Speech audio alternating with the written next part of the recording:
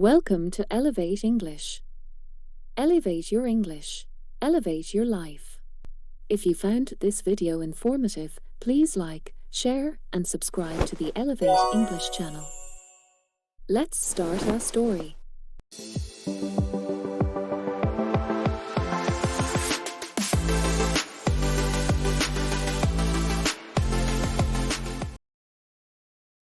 A Song Between Worlds.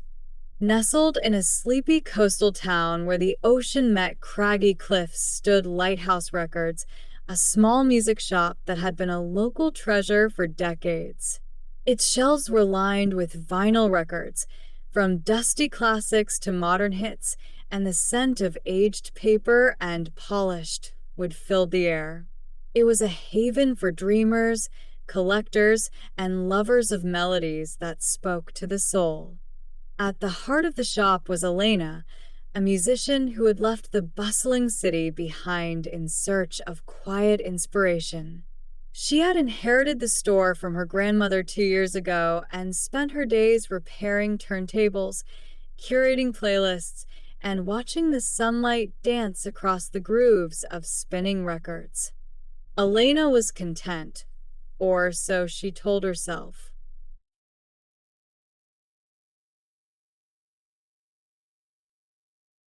The rhythm of her days was predictable, comforting even, but her nights were haunted by songs unwritten, melodies that floated in her mind but never found their way onto paper.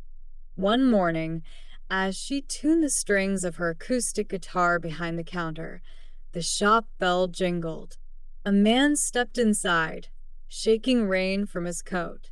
He was tall and lean, with a worn leather messenger bag slung over one shoulder, and an air of quiet curiosity. "Good morning," he said, his voice rich and warm. "Do you have anything by Gabriel St. Clair?" Elena raised an eyebrow. Not many people ask for him. Niche taste. The man smiled. "I've been a fan since I was a kid. My parents used to play his records on road trips." Elena disappeared into the shelves, her fingers deftly flipping through stacks until she found a battered vinyl sleeve. "Here," she said, handing it over. The man's face lit up. "This is perfect. Thank you." "You're welcome," she replied, unable to resist a small smile in return. "I'm Elena, by the way." "Jonah," he said. "And this place is amazing." They talked for a few minutes about music, their conversation flowing effortlessly. Jonah lingered, browsing the shelves as Elena strummed her guitar. When he left, the shop felt a little quieter, a little emptier. Over the weeks that followed, Jonah became a regular visitor. Sometimes he bought records, sometimes he simply stayed to chat, but always he brought with him a sense of ease and warmth. Elena found herself looking forward to his visits, her days brightened by their shared love of music and the stories it told. One rainy afternoon, Jonah arrived with a curious expression and a cassette tape in his hand. "I found this in an old box," he said, holding it out to Elena. "It's my dad's demo tape. He was a songwriter before he gave it up." Elena took the tape carefully. "Have you listened to it?" Jonah shook his head. "I don't have a player anymore." "I was hoping you might." Elena led him to the back of the shop, where a vintage cassette deck sat amidst a collection of retro equipment. She slid the tape into the player and pressed play. A gentle guitar melody filled the room, followed by a voice rich with emotion. The song was hauntingly beautiful, its lyrics weaving a story of love, loss, and the longing for second chances. Jonah sat silently, his eyes fixed on the floor. When the tape clicked to a stop, he looked at Elena. "My dad wrote that for my mom," he said softly. "She died when I was a kid." He never talked about her much, But it's like hearing him open his heart. Elena reached for his hand, her touch light but steady. Music has a way of holding on to things we can't say, she said. It's a gift, Jonah. He nodded, his expression thoughtful. I think he wanted me to find it, like he was reminding me not to forget where I came from. Their bond deepened after that day. Jonah began to share more about his life, a childhood spent moving from place to place, his own struggles to find a sense of belonging.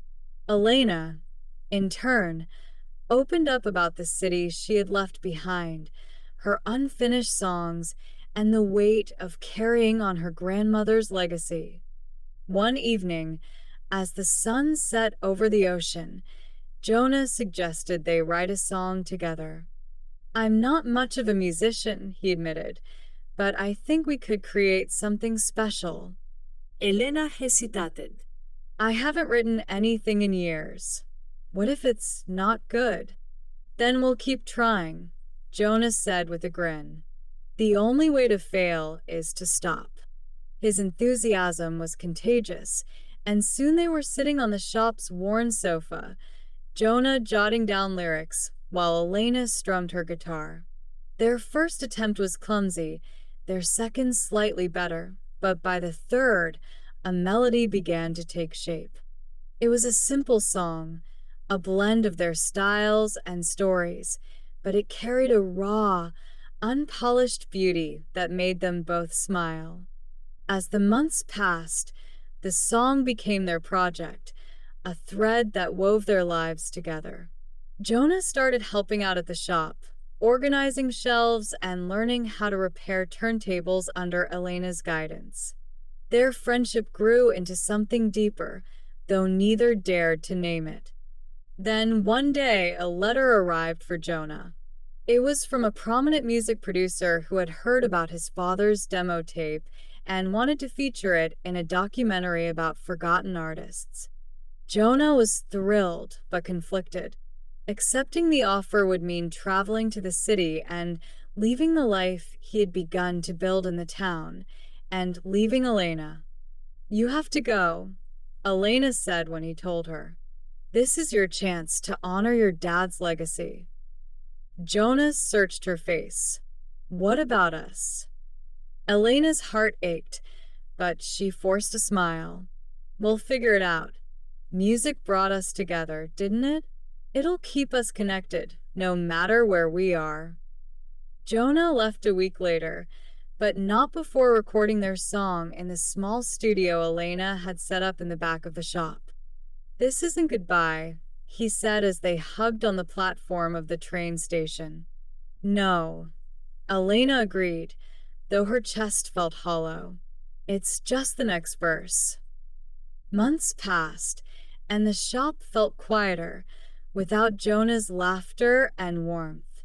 Elena threw herself into her music, inspired by their song and the memories they had shared. She began performing at small local venues, her confidence growing with each show. Then, one evening, as she closed up the shop, the bell jingled. Elena turned to see Jonah standing in the doorway, his messenger bag slung over one shoulder, and a familiar smile on his face. Jonah, she whispered, her heart racing. I'm back, he said simply. For good. Tears welled in her eyes as he stepped forward, pulling a vinyl record from his bag. It was their song, pressed and polished, with both their names etched into the label. I told the producer about our song, Jonah explained. He loved it. We're going to release it together. Elena stared at the record, then at Jonah. Together? He nodded, his eyes full of certainty. You're my home, Elena. The music, the shop, all of it. It's only real if you're part of it. She smiled through her tears, her heart finally feeling whole.